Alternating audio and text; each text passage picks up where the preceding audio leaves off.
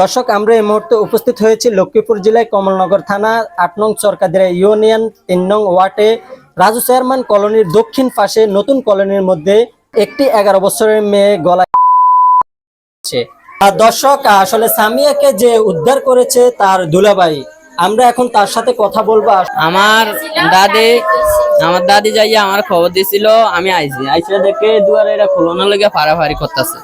তো আমি ওই যে উপর দিয়ে উঠলাম, নামছি, নামিয়া আয়া দিয়ে এটার লগে ইয়া দিল, গলা ধরে দিছে অন্যা দিয়া।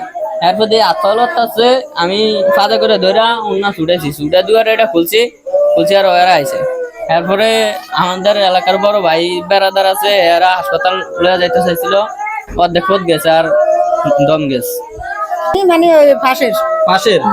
আচ্ছা, মেয়েটা কি কিছু জানেন? মেয়েরা দেখছে ভালো মানুষ, এর মান লগে ডাক্তার কাছে যাইবে কইছে, মা সব ডাক্তার কাছে যা, আমরা এর রোডের দিকে যাই, হলুয়ার দিকে। তখন এই টাইমে মাগা কর তুই আনলো কিনলে আইতি ঘরের দিকে যা, এ কথা কইছে। আর হাতে দিয়ে আই এ দুয়ের দিয়ে হাঁদাই পেলে ঘরের ভিতরে হেকেন তো নাই, শুনি সামিয়া মরি গেছে। দর্শক, আমরা মেয়েটির গার্জিয়ানের সাথে কথা বলে যতটুকু জানতে পেরেছি, আসলে মেয়েটিকে জীবিত অবস্থায় রশি থেকে খুলে হাসপাতালে নেওয়ার পথে মেয়েটি কিন্তু ইন্তেকাল করেন।